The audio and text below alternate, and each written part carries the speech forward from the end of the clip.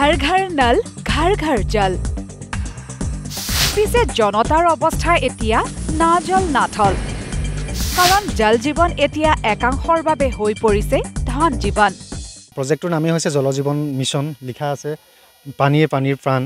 কিন্তু ইয়াতে তেনে ধৰণৰ কোনো কাৰ্যক্ষমতা দেখিবলৈ পোৱা নাই আধাতকৈ বেছি মানুহৰ ঘৰত এতিয়ালৈকে পানীৰ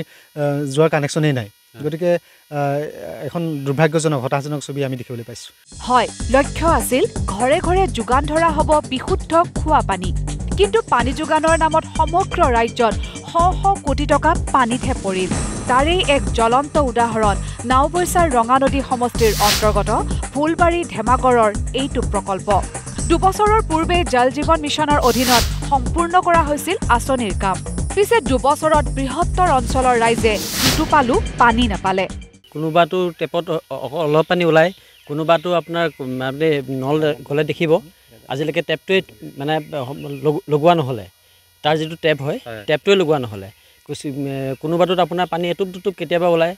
কেতিয়াবা একেবাৰে নোলায় আমাৰ ঠিকাদাৰলৈ এটা আমাৰ দাবী যে অতি শীঘ্ৰে আমাৰ 150 ঘৰ যি মানুহ আছে সকলোৱে যাতে একেটা সময়তে নিৰ্দিষ্ট এটা সময়ত পানীটো পায় যিটো সময়ত পানীটো আহিব সকলোৱে সেই পানীটো সংৰক্ষণ কৰি মেলি নিজৰ সুবিধা অনুযায়ী কামখিনি কৰিব পৰাকৈ সুবিধা কৰি দিয়া তাৰ বাবে আমি দাবী জনাওঁ কোটিটকীয়া আঁচনিৰ নামত খকুৱা ঠিকাদাৰে কেৱল কুগ্ৰাসে টকাহে গিলিলে যাৰ ফলত ধেমাগড়ৰ গাঁৱে গাঁৱে লগোৱা হ'ল নিম্নমানৰ পানীৰ পাইপ সেয়ে য'তে ত'তে ফুটে পানীৰ পাইপ যাৰ ফলত গাঁৱৰ ৰাইজে পানীয়েই নাপায় জল নহয় জনতাৰ অৱস্থা না জল না থলেই হৈছেগৈ এই যিটো জল জীৱন মিছন ইয়াৰ জৰিয়তে আমাৰ জনসাধাৰণ একো উপকৃত হোৱা নাই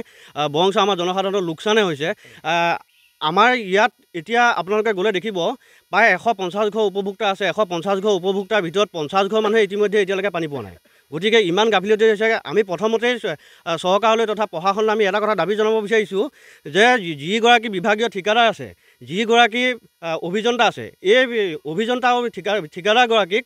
ৰাজহুৱা ধন আত্মসাৎ কৰাৰ যি অভিযোগ এই অভিযোগৰ ভিত্তিত তেখেতসকলক প্ৰথমে গ্ৰেপ্তাৰ কৰিব লাগে নিম্নমানৰ কাম কৰি আঁচনিৰ সমুদায় ধন আত্মসাৎ কৰা ঠিকাদাৰ অভিযন্তাৰ উচিত শাস্তি বিচাৰিলে নাওবৈচাৰ ধেমাগড়ৰ ৰাইজে জল জীৱন মিছনৰ চৰকাৰী ধন উদৰস্থ কৰাসকলক নাকি লগাবলৈ লখিমপুৰ জিলা আয়ুক্তৰ হস্তক্ষেপ বিচাৰিলে ভুক্তভোগী জনতাই